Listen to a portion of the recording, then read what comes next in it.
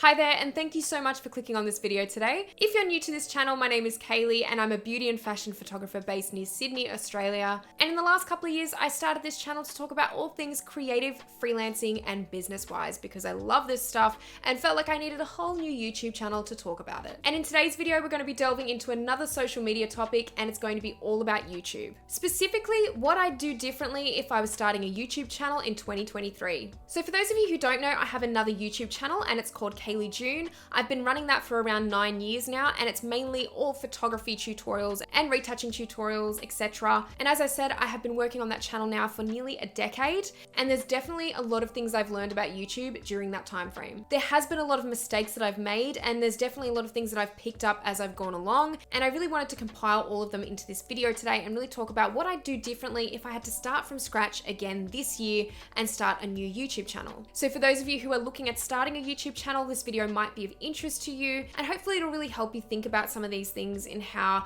you could do things a bit differently to how I've done them, and really help to get your channel on a better starting point. So we're going to delve straight into this video today, and I hope you enjoy. Now, the first point I'm going to mention as to what I could do differently if I was starting my YouTube channel from scratch this year is that I would focus a lot less on SEO, so search engine optimization, and focus on having more impact overall with my videos. I think that for a long time, ever since I started YouTube, I've been so heavily concerned about the SEO element to running a YouTube channel and really thinking about all of my videos from the beginning with the idea of SEO in my mind. So that really means that a lot of my content has been purely educational. I've really strayed away from doing anything too controversial or even doing anything for entertainment purposes. It's all been educational content for the most part. And this has been kind of frustrating nowadays to go back to because I feel that I spend far too much time worrying about tagging my videos, my descriptions, having that perfect SEO score. And I think although some of that can be important, and it's one of the reasons as well that I've built an audience, I do think I relied too heavily on SEO instead of focusing on other things that could really create an impact with my videos. Whether that was going to be doing other things, for example, like talking about things that were controversial on a particular topic, or maybe producing more entertaining videos overall. I do feel I lacked that over the years because I was so heavily focused on SEO and getting those perfect search terms. As I said, it was part of the reason that I was able to build my YouTube channel, and people definitely found my videos through search, but quite often it was very hard to pivot or to try anything new on my channel because as soon as I did and it didn't have perfect search terms or it wasn't educational, it just kind of tanked. A lot of my videos tended to tank in that sense, and I really didn't get an easy chance to pivot in that way. So I do feel that if I was to start from scratch again, I would definitely focus a lot less on that and a lot more about the things that I'm going to talk about in this video instead. The next thing I'd do differently is that I'd stop stressing about producing 3 videos a week and focus more on producing quality content and videos. I can't say this enough. If you do not have the time in your week to do 3 videos a week, don't do it. And don't set yourself a set schedule with this either, because I did find that when I was doing this myself and I was pushing myself so hard to produce 3 videos a week, it was not getting done. Even in weeks where I had a little bit more time to do more filming, it was so hard to keep up with this, and it was so hard to keep up with this schedule of 3 videos a week. This was because I had a lot of other things going on with my time as well. I wasn't purely a YouTube or content creator at the time, and I had a lot more things going on like photo shoots, retouching jobs. I was doing courses and coaching as well, and I still do this to this day. So doing 3 videos a week was really not an ideal schedule for me, and I really should have realized that at the time. And not only was I stressing myself out trying to get these 3 videos a week to try and make my channel grow as I thought it would, but the quality of my videos was really lacking and showing because I was spending so much less time on filming and editing and actually producing a video, because obviously I had to produce 3 a week instead of 1, and it was really showing in the quality of the videos. And that's something that I would do differently these days, is that I would only produce maybe 1 video a week that was just a better quality video, spend a lot more time producing that 1 video over trying to do 3 a week. That's 12 videos a month. And although yes, this is appropriate for some people wanting to grow on YouTube, for me in that time frame, in that instance, it was not. So these days I do things a little bit differently in that sense. Number 3 is that the thumbnail and title of the video would not be a second thought. I would change this so much because quite often I would be more concerned with the video content itself, and then it would come time for me to create the thumbnail and title of my videos and I'd be just drained. I would be tired. I'd leave it to be an afterthought, and then when it would come time for me to schedule my videos, I'd just kind of whack a title on there and a thumbnail that I just conjured up in about 5 minutes. This part of the process, I think, needs to be stressed more to be done at the beginning or even before you've even thought about the video too much. You want to be thinking about the title of the video. What is going to grab people's attention?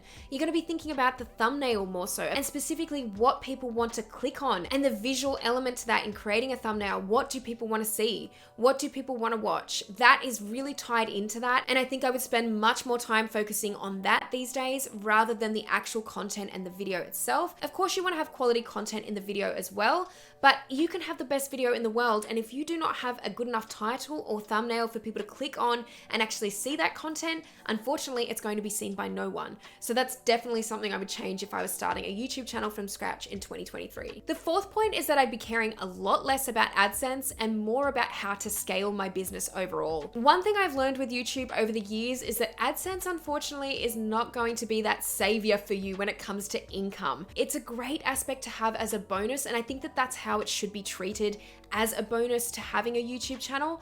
But in terms of providing you a really solid, stable income, it is not always going to be the thing to do that. So these days I'd be caring a lot less about the AdSense portion of YouTube, and I'd be caring more about how else I can make money off of my YouTube channel. There are so many different income streams and things that you can create to really tie in with your YouTube channel, whether that is sponsorships with brands, whether it's affiliate marketing or selling your own products. There are so many different ways to integrate different income streams with YouTube without having to rely solely on AdSense and being so stressed about where that's headed. If I was starting a YouTube channel from scratch in this day and age, I'd be really forgetting all about AdSense for a while and really turning my efforts on how to scale my business overall. And another thing that I'd focus less on is having more subscribers all the time, and I'd focus a lot more on interacting and engaging with the subscribers I already have. I think this is a really big point to end on, because in terms of the amount of subscribers you have, it doesn't really matter. Yes, if you're wanting to get more sponsorships, it can from time to time make an impact with how many subscribers you have. But quite often, if you have a really good brand that you're wanting to collaborate with or do a sponsored video or post for, engagement is going to be something that's way more important a lot of the time. Your view count, your watch time, how your subscribers are interacting with your videos. This is going to be a lot more important to potential sponsorship deals always than having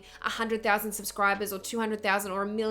Micro-influencing is becoming a really hot topic at the moment, and it's becoming something that's more and more utilized by brands. So don't just think because you've only got 1,000 subscribers or you've only got 500 subscribers even, that you can't take advantage of different income streams or even different sponsorship deals that might come your way. It's important to build community and interact with the subscribers you already have, and stop stressing seriously about getting the YouTube plate for 100,000 subscribers or any of that sort of stuff. It doesn't actually mean that much when it comes down to it, and you can do a lot with the subscribers that you already have. Really do keep that in mind. And also, one thing that I really like to tell myself often, and I still do to this day, is that if you only had 30 subscribers, that doesn't sound like a lot online, but if you had 30 people walking into a room in front of you, watching you film a video or watching you educate people or do whatever you were doing, that's actually a lot of people in one room. So really try and put it in perspective that way, and don't be too concerned with how many subscribers that you have. It's definitely something that I'd change if I was to start a YouTube channel from scratch in this day and age. Alright, so I hope you enjoyed this video today, and if you liked it, please give it a thumbs up, and if you haven't subscribed to this channel already, make sure that you do.